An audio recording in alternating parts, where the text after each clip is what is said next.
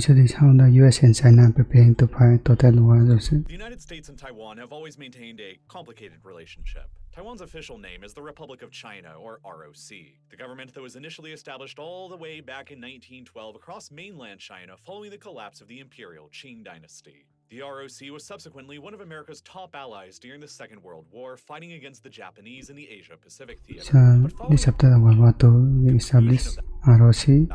The Chinese nationalist government of the ROC almost immediately resumed its long-standing civil war against the Chinese communists. By 1949, the communists had emerged victorious in the mainland of China and proclaimed the People's Republic of China, or the PRC. But the nationalist government of the ROC continued to survive and fled from the mainland to Taiwan, where they have remained at ever since. Both governments, the ROC and the PRC alike, never agreed on any kind of formal peace treaty and have remained officially at war with one another ever since, with both sides continuing to officially claim on paper to be the sole legal government of all of China ever since, meaning that the Chinese Civil War never really ended in any official capacity and has remained frozen for the 74 years of history that have followed ever since 1949. The United States had been among the very first countries in the world to recognize the ROC government back when it was first established in mainland China in 1912.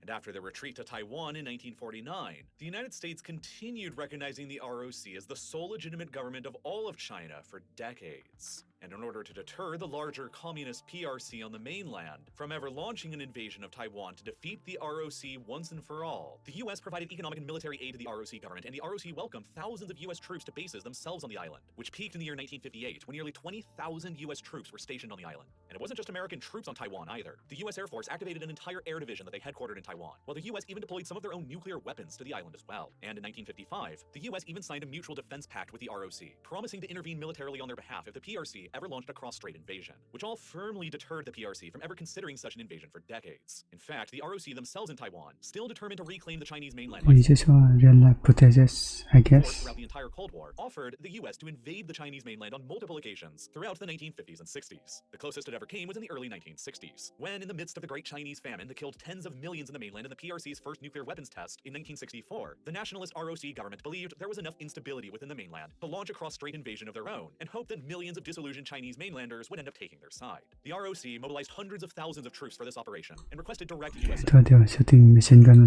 for the invasion of the mainland on multiple occasions. But constant American refusals began forcing them to reconsider, and then in 1965, 3 ROC naval vessels were intercepted by the People's Liberation Army Navy and sunk by torpedoes, killing nearly 300 ROC naval personnel, which convinced the ROC military that they were not as prepared for a cross-strait invasion of the mainland as they had previously thought. All of the invasion plans were shelved. And then in the 1970s, the geopolitical situation for the ROC began to change dramatically. By this point, the PRC and the Soviet Union, the world's 2 largest communist states, were having a massive falling out. In 1969, the Chinese and the Soviets were literally on the brink of war over a series of border disputes and clashes in the Soviet Far East, in which hundreds of soldiers were PRC never disappeared. USSR disappeared in 1990s or something. wounded. The United States began sensing an opportunity. Washington strategically chose to begin switching its recognition of the nationalist ROC on Taiwan as the sole legitimate government of China to the communist PRC on the mainland, in order to gain the much larger PRC as a fellow ally opposed to the Soviet Union. And in order to do that, it became necessary for the United States to begin winding down its obvious military support for the ROC on Taiwan. By 1974, the US had removed all of their nuclear weapons from Taiwan, and by 1979, the US had removed all of their troops and equipment from the island as well. America's direct military presence on Taiwan was over, and then, for the first time ever in 1979, the US severed their official diplomatic recognition of the ROC as the government of China, and formally recognized the PRC as the government of China instead.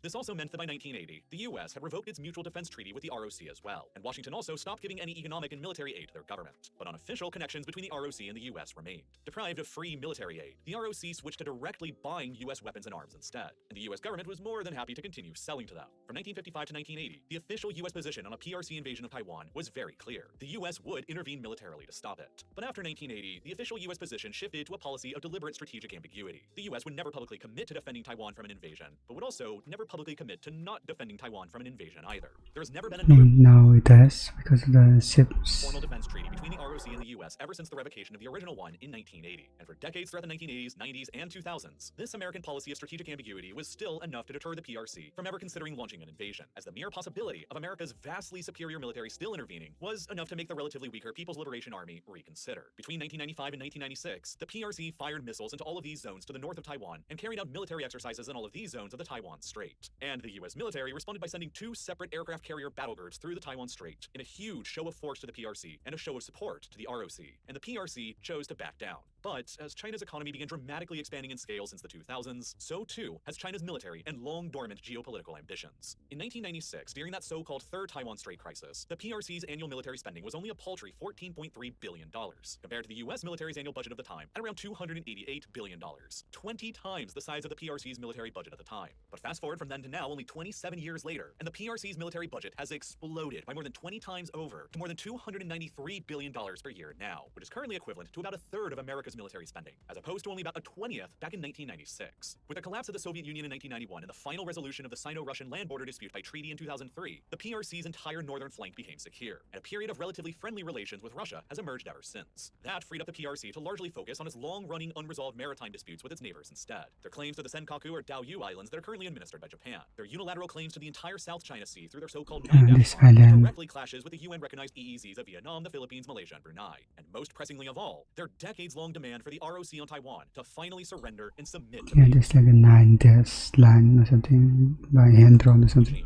finishing the Chinese Civil War once and for all. To better enforce these maritime claims, the PRC spent the later 2000s pouring its defense spending into rapidly building up its naval force, the People's Liberation Army Navy, or PLAN, into a world-class navy. By total number of surface ships, it has since evolved into the largest navy in the world, with a fleet of approximately 350 surface ships and submarines. The PLAN has designed and built 3 of their own modern aircraft carriers, dozens of conventional and nuclear-powered submarines, and constructed naval and airfields across the islands of the South China Sea, all while increasing their rhetoric that Taiwan must be reunified with the mainland again, by any means necessary. And this is all why, ever since the 2010s, the United States has been following its pivot to Asia strategy, which has involved winding down its military engagements in the Middle East and Afghanistan to refocus nearly everything to East Asia instead, with the goal of deterring the PRC from ever launching this invasion of Taiwan that it appears to be preparing for. Even the long-running policy of American strategic ambiguity in regards to a PRC invasion of Taiwan appears to be waning, with Joe Biden, the current president of the United States, publicly stating at least 4 separate times now since he took office that the United States will directly intervene militarily should Beijing choose to invade. And to back up his words, just about every single thing that the U.S. foreign policy establishment and military are doing right now all around the world is explicitly being done to counter what the PRC is doing to prepare for its invasion. And just about everything that the PRC is doing is likewise designed to counter everything that the United States is doing.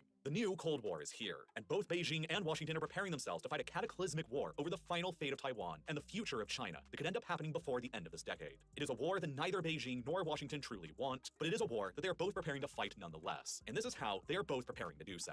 For the US, the greatest difficulty of all in confronting China militarily over Taiwan will be overcoming the tyranny of distance. The distance from the US west coast to the Taiwan Strait is more than 6,000 miles across the vast and empty Pacific Ocean, while the Chinese mainland is fewer than 100 miles away from Taiwan. The PRC will thus be able to focus its entire military machine to the singular goal of taking Taiwan, with all of its bases and logistics operating within the same theater, whereas the US will simply not have this same geographic advantage. To compensate for that, the United States has long adopted a geographic strategy to confront the PRC known as the first and second island chains. The first island chain, in theory, begins within South Korea. While not an island in a geographic sense, South Korea still effectively functions as an island anyway because of its completely locked down border to the north, with North Korea that nothing is ever allowed to travel across. The US has permanently maintained a very large presence in South Korea ever since the Cold War in order to deter the North Koreans from ever launching an invasion, and to also conveniently have troops nearby to China and Taiwan. Currently, the US military operates several bases across the country with about 22,000 total troops being present, including 2 US Air Force bases at Osan and Kunsan on the South Korean west coast on the Yellow Sea immediately opposite from China, both of which have dozens of F-16 fighters based at them that are easily within range of flashpoints in the Taiwan Strait, the East China Sea, and the Yellow Sea. Moreover, the South Korean government has recently made it clear that they will ask the US to bring back American nuclear weapons to the country as well, something the United States pulled out from South Korea back in 1991 at the end of the last Cold War, that are likely going to be returning again soon.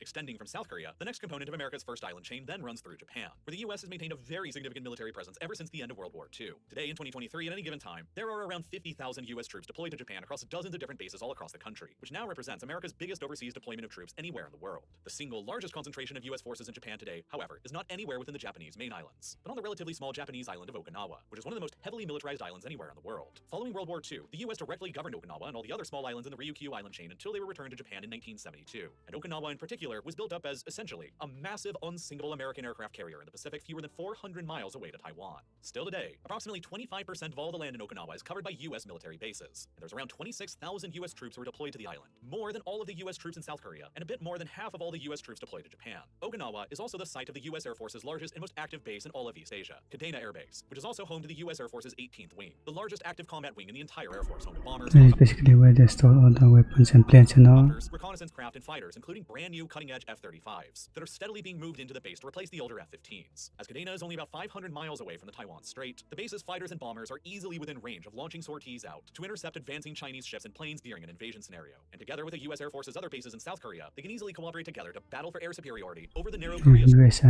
everywhere. Strait, and ideally block China's warships from being able to break out and expand the war into the Sea of Japan. Moreover, the U.S. also maintains its only permanently forward-deployed carrier strike group homeported at Yokosuka, in Japan's Tokyo Bay, Carrier Strike Group 5, the flagship of which is the USS Ronald Reagan, a Nimitz-class nuclear-powered supercarrier that can carry 90 fixed-wing and helicopter aircraft. Accompanying the Ronald Reagan and Carrier Strike Group 5 in Yokosuka are an additional 3 Ticonderoga-class cruisers and 7 Arleigh Burke-class destroyers, which make it the U.S. Navy's largest carrier strike group currently in service, and which is, naturally, very close to the Ryukyu Island chain in Taiwan. Meanwhile, the first island chain continues southwestwards from Okinawa through the other small Japanese I've never seen the tower plane before. islands of Miyakojima, Tarama, Ishigaka, Takatomi, Why is that in a round thing? Yonaguni, the latter of which is fewer than 70 miles away from Taiwan. All of these islands are tiny and remote from the rest of Japan, but they are becoming significantly more strategically valuable, as all eyes begin being focused on Taiwan, including Japan's. In 2022, amidst the Russian invasion of Ukraine and fearful of increasing Chinese and North Korean strategic moves in East Asia, the Japanese government announced an unprecedented plan to remilitarize and expand its defense spending to levels never before seen since the Second World War. The Japanese Defense Ministry has now requested a budget of nearly $53 billion for 2024, which will put the Japanese self-defense forces on about a par with the defense spending of France. In its 2022 National Security Strategy Report, Japan clearly identified China as its, quote, greatest strategic challenge. Consequently, Japan is investing its new upgraded defense spending into anti-ship and anti-air missiles, radar systems, and newer, more advanced fighters and ships. And part of this remilitarization is being focused on building up the Japanese self-defense forces' presence on the southern Ryukyu Islands extending from Okinawa down to Yonaguni, transforming them into tiny Japanese fortresses. Japan first began militarizing these small islands back in 2016, when they constructed a small outpost on the island of Yonaguni with only 160 troops to conduct coastal surveillance. In 2019, the Japanese built 2 more bases, in Miyakojima and further north in Amami-Oshima, both of which were armed with surface-to-air and surface-to-ship missiles. And now in 2023, the Japanese are deploying 570 troops to Ishigaki, along with more surface-to-air and surface-to-ship missiles, with even further discussions on extending even more surface-to-air and surface-to-ship missiles and troops to Yonaguni as well. Unlike Joe Biden's repeatedly firm statements on American support for Taiwan sovereignty, no Japanese government officials have ever publicly stated that Tokyo would actually come to Taiwan's aid militarily as well. Nonetheless, if the Chinese invasion of Taiwan does take place and the US decides to intervene, it's easy to see how the Japanese could end up being dragged into it anyway, especially if Chinese attacks were to happen against US military targets in Okinawa on sovereign Japanese territory. If Tokyo and Washington cooperated together to stop China's invasion fleet then, their primary objective would be to lock down the Ryukyu Island chain and deny the PLAN from being able to break through out of the East China Sea and flank Taiwan's critical east coast from the north. The east coast of Taiwan is of the utmost importance to the ROC and the Americans during this potential invasion scenario, because Taiwan is geographically divided into 2 separate halves by a massive chain of towering mountains that run through the island's interior. The western side of Taiwan is wider, flatter, and directly exposed across the Taiwan Strait to the Chinese mainland, making it the most obvious target for the bulk of the PRC's invasion fleet to target. The eastern side of Taiwan between the ocean and the mountains is far narrower, more surrounded by rough mountainous terrain, separating it from the west and opposite to the Chinese mainland, meaning that the east will serve as the ROC's primary rear base of operations during an invasion scenario, and it will be the final line of defense where Allied troops deciding to militarily intervene can land at to help turn the tide of battle, like the Americans and Japanese, denying the PRC any ability to flank Taiwan from the north or the south, and getting around to attacking this vital rear base in the east of Taiwan is thus of the utmost importance to American military planners. The northern component of the first island chain, consisting of all of America's military assets in South Korea, Japan, and Okinawa, along with Japan's military assets in the southern Ryukyu Islands, are thus designed as the northern pincer of Taiwan's outside defense. It restricts China's flexibility of movement during an invasion scenario from getting around to attack Taiwan's east coast from the north, and it limits them into attacking in a more predictable, straightforward frontal assault on Taiwan's more exposed west coast directly opposite of the Chinese mainland.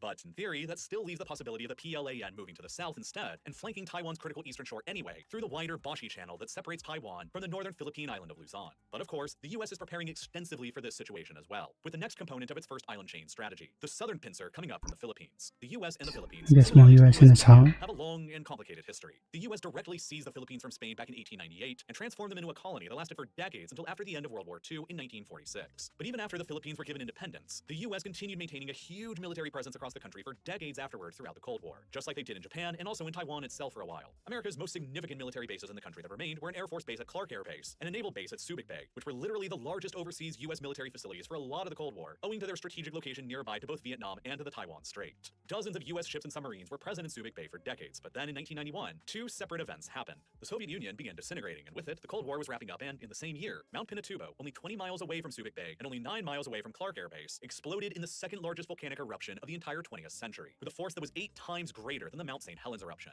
The eruption virtually destroyed Clark Air Base outright and buried Subic Bay beneath a foot of ash, which caused massively extensive damage. Before that eruption, the U.S. was negotiating with the government of the Philippines on renewing their lease to both Clark and Subic Bay for $850 million a year. But after the eruption took out Clark and severely damaged Subic Bay, the U.S. lowered the offer to only $250 million a year to renew the lease, which the Philippines refused. Clark was evacuated and returned to the Philippines in 1991, while Subic Bay was Soundbite and non-destroyed. decommissioned and returned to the Philippines as well the following year in 1992. And with it, the U.S. military presence in the Philippines was ended for the very first time in nearly a century, which further marked the first time since the 16th century that no foreign military forces were present in the Philippines at all. For the next couple of decades, there would continue to be no U.S. military presence in the Philippines until geopolitical events in the 2010s ultimately ended up bringing them back again. In the early 2010s, China began enforcing its 9-dash line across the South China Sea much more aggressively. They began building military outposts on tiny islands within the exclusive economic zone claimed by the Philippines, and laid claims to all of the Spratly Islands and the Scarborough Shoal that the Philippines also claim. Chinese warships began patrolling the area and sometimes firing water cannons at Philippine fishing vessels and ordering them to leave from the area. The result is that the Philippines began feeling threatened by China's maritime expansionism in the South China Sea right on their doorstep. And So they this is chose to mess keep up. upgrading their security relationship with the United States again. Thus, in 2014, the Obama administration in the Philippines signed a 10-year-long pact known as the Enhanced Defense Cooperation Agreement, which finally allowed the U.S. to return a large-scale military presence to the Philippines once again.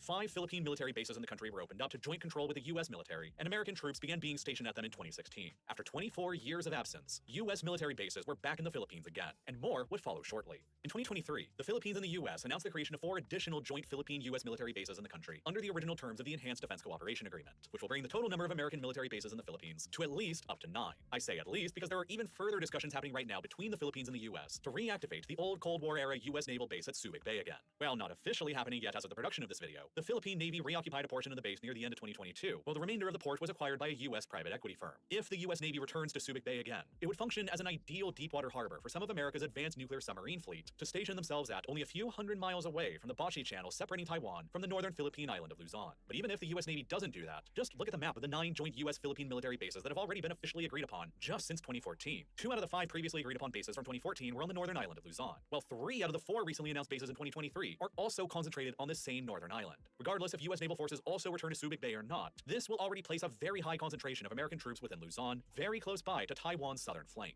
In March of 2022, it was revealed that American F-22 fighter jets were being deployed to the Philippines for the first time. F-22s in any of these bases on Luzon will be capable of rapidly sortieing out during an invasion of Taiwan scenario to attack advancing Chinese warships and airplanes, while U.S. deployed HIMARS rocket artillery systems on the ground placed within the northern reaches of Luzon will have the range to strike everywhere within the Bashi Channel between Luzon and Taiwan, the goal of which will be to obviously block the advancing PLAN from being able to break through the Bashi Channel and flank Taiwan's vulnerable and critical eastern coast. Attacking through the Bashi Channel will be a primary war aim of Beijing's during the invasion, not only to flank Taiwan's east coast, but to also attempt a capture of the extremely important Taiwanese port city of Kaohsiung. Okay, how many kilometers can the missiles go? Kaohsiung is Taiwan's largest port by far, that all on its own accounts for 62% of all the island's total cargo volume and the majority of its oil volume. Seizing Kaohsiung early on would deny the ROC defenders the ability to import large amounts of supplies, fuel, resources, and reinforcements, and it would enable the PLA to use it instead to keep funneling in more of their own troops, supplies, and fuel to the island instead. American HIMARS placed in the northern reaches of Luzon would be nearly within range of striking the area around Kaohsiung to attack approaching PLAN landing ships, or to deliberately destroy the port facilities themselves if they were to fall into the PLAN's hands. Taken all together, the U.S. military strategy to defend Taiwan during an invasion scenario involves this northern pincer with their bases in South Korea, Japan, and Japan's Ryukyu island chain blocking any ability for the PLAN to advance from China's shores into either the Sea of Japan or out into the Philippine Sea, where they could be capable of flanking Taiwan's critical eastern shore from the northern direction, while the southern pincer with the U.S. military bases in the Philippines is designed to simultaneously deny the PLAN any ability to advance through the Bashi Channel and flank Taiwan's eastern coast from the southern direction. The combined intent is to deny China the flexibility of movement during any invasion scenario, and to force them into only being able to choose a single option: a predictable, frontal amphibious assault on Taiwan's well-defended and prepared western beaches, while the east coast remains relatively stable and safe just long enough for outside help to be able to arrive and begin turning the tide. But America's first island chain strategy doesn't end in the Philippines. It continues even further down to another island, the smallest one in the entire strategy, but likely the most critical one of all: Singapore. The U.S. has got a joint naval base down here as well that they share with the Singapore Navy, and which has the capability to accommodate an American aircraft carrier and its accompanying destroyers. During a wartime scenario with China, America's naval presence in Singapore grants it the ability to almost immediately take advantage of China's greatest Achilles heel: blockade the Strait of Malacca, a tiny 1.5-mile wide stretch of water through which a whopping 60% of all the oil China currently consumes passes through on its voyage from the oil-rich Persian Gulf. Halting any of these tankers from passing through the strait would immediately eliminate 60% of China's entire oil supply, which would immediately force Beijing into making difficult decisions once their stockpiles of oil start running out. Would they force rationing of oil on billions of Chinese citizens in order to commit more of their dramatically reduced supply to the invasion and war effort? Would their military machine eventually run out of oil and the invasion fail as a result? What would end up being the long-term impact of the Chinese economy economy with the immediate destruction of most of its oil supply. It's not a pleasant thought to think about in Beijing, and it's still not the end of America's island chain strategy either. Behind the first island chain is what American military planners like to refer to as the second island chain, which is mostly centered on small U.S. territories of the Mariana Islands and especially Guam. Guam may be a tiny island. It's fewer than 30 miles long and only about 4 miles wide at its narrowest point, but it's very densely populated and home to nearly 170,000 people. It's also one of the most significant bases of the U.S. military. Roughly 1/3 of all the island's land is owned directly by the U.S. Department of Defense, with about 8,000 U.S. troops stationed there with large numbers of fighters, bombers, missiles, and most crucially of all, 5 of America's most advanced nuclear-powered attack submarines. And unlike America's more forward operating bases in South Korea, Japan, the Philippines, and Singapore, Guam is actually fully sovereign American territory and functions as the U.S. military's largest and unsinkable aircraft carrier in the Western Pacific. It is also the U.S. military's primary logistics hub for supporting all of the more forward operating U.S. bases in the first island chain. But there's an even bigger rear base that the U.S. military uses even further behind Guam, in Hawaii. Pearl Harbor is on the island of Oahu near Honolulu, and it is the headquarters of the U.S. Pacific Fleet. Around 40,000 more U.S. troops are stationed on the island, and crucially, 17 more of America's advanced nuclear-powered attack submarines are headquartered here as well, which is roughly 1/3 of all of America's nuclear attack submarines worldwide. Even further back on the U.S. West Coast, One of the budgets one of the military budgets. are the U.S. naval bases at Kitsap, Washington, and San Diego, California, both of which are home to 1 and 4 more Nimitz-class nuclear-powered supercarriers, respectively. The base at Kitsap is arguably more important than the one in San Diego, though, because it's one of only 2 bases where the U.S. stations its strategic ballistic missile submarines that are armed with nuclear weapons. 8 of these nuclear weapon-armed strategic submarines are based at Kitsap, along with 2 more nuclear-powered conventional ballistic missile submarines, and 5 more nuclear-powered attack subs. And in addition to Guam, Pearl Harbor, Kitsap, and potentially Subic Bay in the Philippines again, the U.S. is actively working to create yet another nuclear submarine base in the Pacific as well, in Australia. In 2021, the governments of Australia, the UK, and the U.S. announced an unprecedented security pact between them that they called Yes, doing overkill right now. AUKUS, an anagram of Australia, the UK, and the US. Before this treaty, the United States had never before shared its top-secret nuclear submarine technology with another country besides for the UK back in 1958. For the first time ever since then, the AUKUS pact will see the US and the UK sharing their top-secret nuclear submarine technology with the Is that big star? Australians to help them develop their own nuclear subs. As a part of the pact's terms, the Western Australian city of Perth will become the host of the next major nuclear submarine base in the Indo-Pacific. American and British nuclear submarines will be stationed at Perth until Australia purchases a set of 5 modern nuclear submarines from the United States to station there themselves. And then they'll eventually develop their own domestic nuclear submarine program by 2050. But the AUKUS pact has been extremely controversial within domestic Australian politics. Australia agreeing to the deal necessarily meant that the Australian government also had to suddenly and without any notice cancel a prior nuclear submarine agreement that they had made with France that was valued at 56 billion euros, which resulted in an understandably outraged French government that recalled their ambassadors from both Australia and the United States over the incident. Moreover, the new AUKUS deal is currently estimated to cost the Australian government up to $368 billion over the next several years through to 2050. An extremely high amount of money that many Australians feel could be better spent on more domestic issues at home instead. But it's not just the new submarine base at Perth that the AUKUS pact is creating. It's also creating a new major U.S. Air Force base in the far north of Australia, Tyndall, where the United States will be allowed to park up to 6 of their strategic B-52 bombers at. These strategic bombers are capable of carrying nuclear weapons, and they have an operational range of 14,200 kilometers without needing to refuel, which places all of China's most heavily populated regions within their range from Tyndall. Together with the nuclear weapon-armed submarines at Kitsap in Washington, and the potential return of Wait, American how much nuclear weapon is there? I don't get it. nuclear missiles to South Korea. This represents the full nuclear triad that the United States presents to China within the Indo-Pacific, with potentially soon-to-be land-based missiles in South Korea, sea-based missiles from the submarines out of Kitsap, Literally ending half the world. and air-based bombs from out of Tyndall. One of America's greatest concerns about fighting a war with China over Taiwan will be China's increasingly advanced anti-access area denial, or A2D2 capabilities. China's DF-21A missile has a range of 1,770 kilometers, while their DF-26 missile has a range of 4,000 kilometers. These missiles have dramatically increased China's so-called area of engagement, the area where Chinese conventional missiles can reliably strike enemy targets. On the very first day of the war, the Hudson Institute calculated in 2022 that China could concentrate up to 11 kilotons of conventional explosive missiles into Taipei, the largest city on Taiwan. From there, with greater distance away from mainland China, China's conventional missile strike capacity diminishes but still remains relatively strong, all throughout the first and second island chains, with the capability to even strike American targets as far away as Guam with about 2 kilotons of explosive power in a day. These capabilities make American surface ships, and especially aircraft carriers operating within China's area of engagement zone, highly vulnerable to attack and possible sinking all throughout the first and second island chains, which is why the U.S. military's growing focus to counter China has been relying less on sinkable aircraft carriers and more on unsinkable nearby islands that they can park military assets on, like Okinawa, the southern Ryukyu Islands, Luzon in the Philippines, and also in Guam. In addition to underwater nuclear-powered submarines that can remain beneath the surface for years at a time and are invulnerable to China's A2D2 capabilities and missiles flying through the air. America's carriers and other surface ships would likely stay far They look like a Sandbrand battleship. away from Taiwan and far away from China's missiles, preferring to remain further behind within the second island chain, providing air cover for Guam, blockading Chinese maritime trade, and only briefly sailing in and out of China's area of engagement zone to attack Chinese ships and planes infrequently.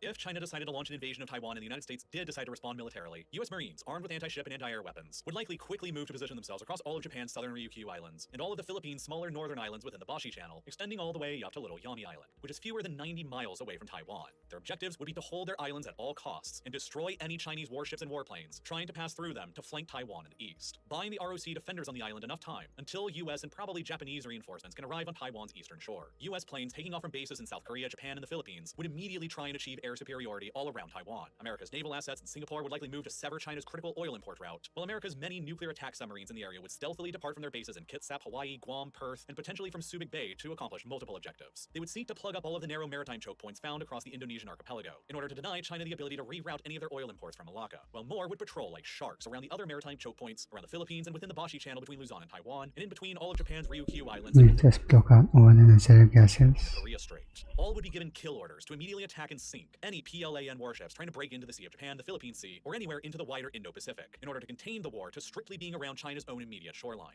All of this while America's strategic nuclear triad in the Indo-Pacific theater with assets in Kitsap and Tyndall and probably soon to be South Korea all remain on standby for any potential escalation of the war from beyond Taiwan. Throughout the entire conflict, the specter of a nuclear war erupting between the United States and the PRC would permanently loom in the background. Never before in human history have two nuclear-armed military great powers ever gone to war against the other. The PRC wields an estimated nuclear arsenal of around 400 total warheads today in 2023, including at least several dozen ICBMs, such as the DF-5B that can strike anywhere on the Earth outside of South America, including anywhere in the U.S. mainland. By the end of the 2020s, the PRC's nuclear arsenal is expected to further increase, up to around 1,000 total warheads. Still much smaller than the American nuclear weapons arsenal, but also still the third largest nuclear arsenal in the world, that will be plenty capable of annihilating the United States and ensuring mutually assured destruction between Beijing and Washington, should one ever be tempted to use them in the conflict. With both Beijing and Washington possessing such apocalyptic capability of annihilating the other with nukes, many theorists believe that neither the PRC nor the U.S. would ever dare to strike each other's mainland with conventional weapons, which would imply that the war would be limited to strictly maritime, aerial, and amphibious assaults immediately around Taiwan and across the many seas and islands of the Indo-Pacific. The U.S. argues that all of its extensive military preparations recently around China are designed to deter the PRC from ever attempting an armed invasion of Taiwan in the first place. But from Beijing's perspective, all of America's preparations certainly look extremely aggressive, and probably feel more like the United States is trying to contain them.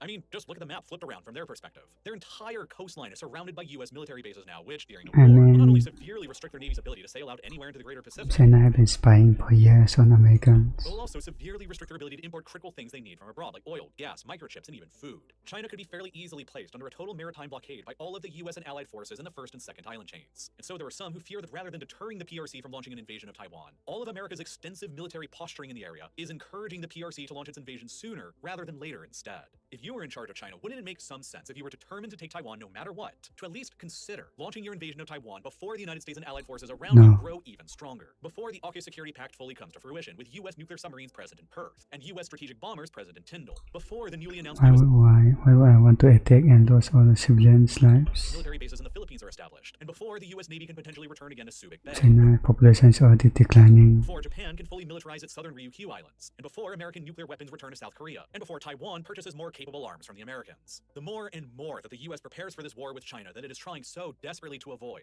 the more it risks pushing China into deciding to launch the war for Taiwan in the first place before it becomes too late for them to do so. And China, of course, has their own ideas for how to push back against the United States and still manage to emerge victorious in Taiwan. Naturally, the PRC would obviously prefer to take control over Taiwan without having to fire a shot. And there are multiple steps that Beijing can take before a full-blown invasion comes. They can attempt to politically meddle in the island and hope for the return of the more pro-reunification Kuomintang party to power in the upcoming January 2024 presidential election. But the Kuomintang have been absent from power in the ROC ever since 2016, while the more pro-Taiwan Independence Democratic People's Party, or DPP, has been in power ever since then. If the DPP wins the election in January of 2024 again and it appears that political meddling within Taiwan isn't working as intended, then Beijing can take more limited, so-called gray zone actions to test the international community's resolve on Taiwan first, before committing to the full-scale invasion option. One of these options would be invading and seizing Kinmen first, a small group of islands home to 127,000 people that are governed as a county of the ROC that are 187 kilometers away from the ROC's main island of Taiwan, but merely 5 kilometers off of the coast of the PRC's mainland. Attacking and seizing Kinmen from the ROC could serve as the PRC's dress rehearsal for a later full-scale invasion of the ROC in Taiwan later. Would the United States, after all, really risk a cataclysmic war with China simply over little Kinmen? It would be very similar, in a way, to Russia's more limited invasion of Ukraine back in 2014, when they quickly seized control over Crimea and Sevastopol, which warranted very little Western intervention beyond a few limited economic economic sanctions, and which obviously precipitated Russia's full-scale invasion of Ukraine 8 years later in 2022. China is currently watching very,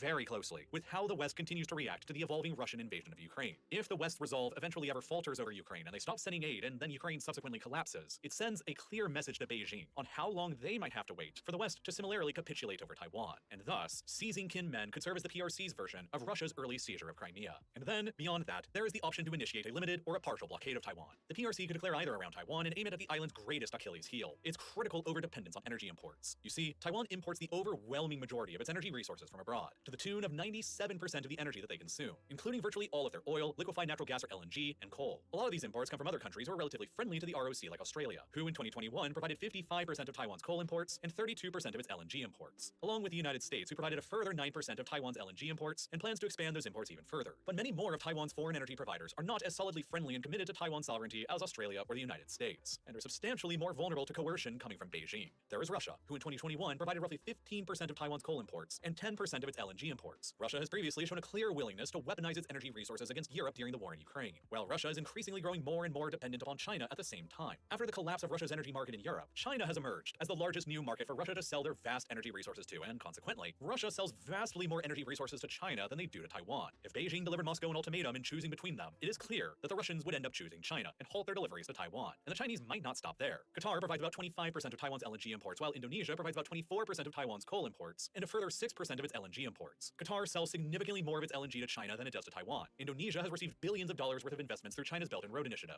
and also sells significantly more raw materials to China than it does to Taiwan. And neither Qatar nor Indonesia have yet agreed to join in on any of the West's financial sanctions against Russia. China could thus, potentially, use a combination of carrots and sticks to convince all three of these countries to at least remain neutral or to even cooperate with a hypothetical Chinese blockade of Taiwan. Which will induce significant pressures to Taiwan's energy security and ability to power itself, and further test the resolve of the United States without going full send to the invasion option. And then, maybe they are not as evil as we think. of course, if all of these previous options fail to bring Taiwan beneath the PRC's control, there is the full-scale invasion option. The PRC is well aware that this option will be one of the most difficult military operations ever carried out in human history. Yeah, It will knows involve the what- largest amphibious operation in history since the D-Day landings at Normandy. Knows what they are doing, the invasion thing. Which will necessitate using thousands of ships, planes, and missiles to accomplish. It is estimated that China will need to commit somewhere between 300,000 to 1 million troops or even more to the invasion to have any hope of victory. And assemble These are speculations, by the such a way. massive invasion force with all of their accompanying transport ships and equipment on the western side of the Taiwan I Strait think UN will intervene, be surely. impossible to hide from American spy satellites operating above, who will quickly begin sounding the alarm over the imminent invasion, just as they began doing in the months leading up to Russia's invasion of Ukraine. The PRC's A-2D2 missile capabilities on the mainland are designed to turn the skies dense with Chinese missiles that will keep the American Navy, Marines, and Air Force, along with all of their allies, far enough away from Taiwan and the Taiwan Strait to keep the invasion route open and secure for as long as possible. The PRC will need this because they need to win the invasion of Taiwan as swiftly as possible to have the best chance of success, ideally within days to weeks at a maximum. If they fail to quickly take the island and the war turns into a protracted conflict like Ukraine is morphed into, then the greater the odds will be that it will lose with a US intervention and potentially Japanese, Australian, and UK intervention as well. The longer China's maritime trade and import of critical raw materials like oil and gas are blockaded, the greater the instability within China will become, to say nothing of the piling casualties and humiliation at not being able to take Taiwan swiftly. The PRC will desperately want to win as quickly as possible, and so, at the onset of choosing to launch the invasion, Beijing will likely have to take the most momentous decision that it will likely ever have to make in its entire history, whether or not they will launch the invasion with or without a preemptive first strike on United States military assets in the Western Pacific. If they decide not to do that and launch their invasion without attacking the US first, it stands to reason that there might be a chance, no matter how small, that the US has been bluffing this whole time and won't actually respond militarily. And then, if the US does react militarily, China could attempt to claim that it was the US who fired first, during what they will inevitably be referring to as an internal Chinese matter where the PRC was simply trying to subdue a rogue province. But of course, not attacking the US military assets surrounding them first ensures that the US military will be in full power and be most capable of restricting and defeating China's invasion force quickly. And thus, there is the significantly riskier second option, the 21st century Pearl Harbor. The PRC's conventional ballistic and cruise missiles easily have the range from the Chinese mainland to strike US military targets across South Korea, in Okinawa, across the Philippines, and even in Guam first. Before launching the invasion of Taiwan, the PRC could fire hundreds and hundreds of these missiles in a surprise attack across all of these nearby I don't think they're going to do that. They're not delusional. US military bases and facilities in an attempt to preemptively neutralize the US military's early ability to quickly respond to the invasion within the first and second island chains, which would then ideally enable the PRC to launch its cross-strait invasion of I mean, Taiwan. they thought of the reactions from other countries also. Rapidly and less opposed at first, enabling them to, hopefully from their perspective, seize control over the entire island quickly and then bunker down on it for the retaliatory attacks by the United States that would inevitably come next. This option is inherently the more risky out of the two, because, for one, it would all but guarantee a ferocious United States response to the scale of the war against Japan in the 1940s. It would also mean that China would be widely perceived as a massive warmonger on the global stage for clearly firing the first shots. China might also still struggle with taking Taiwan as quickly as they had hoped, leading to this eventual ferocious rival of the United States that would probably soundly defeat them anyway. Moreover, the PRC's military is still untested and lacks any real experience, as the last war the country fought in was their invasion of Vietnam back in 1979, which was nearly 4.5 decades ago now. The US military has very recent experience fighting actual combat in comparison, though of a kind that would be very different from the amphibious warfare that would be likely around Taiwan. And in addition to launching the main assault on Taiwan, there would also be a ferocious battle waged across the South China Sea, which the PRC largely claims in its entirety as Chinese territorial waters, backed up by China's claims to the tiny Spratly Islands. Yeah, I feel like it's all about technology now, not so many people involved, Many artificial islands they have constructed that are full of Today we have a drone and other new sophisticated technology. PRC military assets, including naval and air bases and radar stations. The PRC is so aggressive in their claims to the South China Sea and their construction of militarized islands within it because, during an invasion of Taiwan scenario, they want to be able to adequately project power down to Singapore and the US naval base at Changi there, so they can claw the Strait of Malacca open and keep their critical imports of oil and LNG from the Persian Gulf flowing through it, in order to keep their economy and war machine running. Nearly every single foreign policy decision and action that the PRC makes is all about overcoming this critical vulnerability that they know the US Navy will exploit during a war. It's partially why the PLA opened their first overseas military base in history in Djibouti, and why they're potentially seeking to acquire further bases in the future at Gawar in Pakistan, and Hambantota in Sri Lanka, and in the Coco Islands of Myanmar, all of which, so far, has been unsubstantiated but could always happen in the future. China's relentless drive to pursue its Belt and Road Initiative is primarily focused on overcoming this over-reliance on their oil and gas imports coming through Malacca, and reducing the risk of a US naval blockade there and throughout Indonesia, crippling their energy imports coming from the Persian Gulf.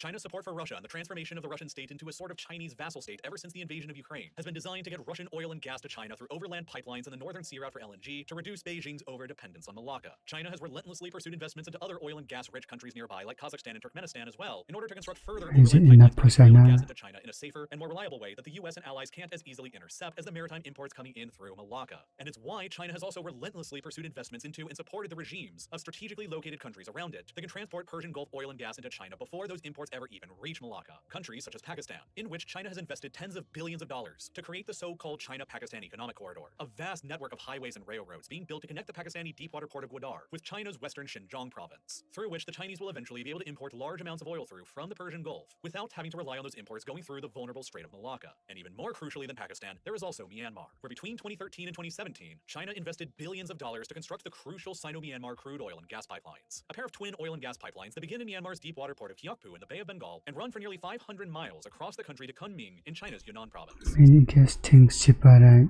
By These are person. actual pipelines and not highways All or these oils. railways like in Pakistan. The Sino-Myanmar pipeline enables China to import very large volumes of oil and gas directly from the Persian Gulf without those resources having to pass through the blockadable Strait of Malacca, making it a vital I component mean, cheaper things are made in China, so everyone's one cheaper. security and ability to confront the United States during a war over Taiwan. It is also why China so heavily supports the extremely authoritarian military regime in Myanmar, known as the Tatmadaw. In 2021, the Tatmadaw military in Myanmar launched an infamous coup d'etat that overthrew the civilian-elected government in the country, immortalized forever by this viral clip that you've probably seen of this woman dancing as the coup plotters behind her are busy actively overthrowing the government. In that coup's aftermath, Myanmar has descended into one of the most violent and devastating civil wars that the 21st century has ever seen, and become the only failed state in Southeast Asia. The whole country has ever since become more of a geographic expression than an actual united country, with a complicated patchwork mosaic of dozens of competing rebel factions all vying for control and influence against each other and against the increasingly repressive and authoritarian central government, now ruled by the Tatmadaw military. The undemocratic military regime has also since become one of the most heavily sanctioned and isolated regimes in the world as well, which has pushed them ever closer into the orbit of countries like China and Russia. Without any countries in the Western world now willing to assist Myanmar's military regime, China now has extensive leverage in the country to expand their pipelines even further, to continue reducing their oil and gas imports coming in through Malacca, and to potentially pressure them into allowing the PLA to finally establish an overseas military base on the Coco Islands as well, nearby to Malacca on the strait's western side.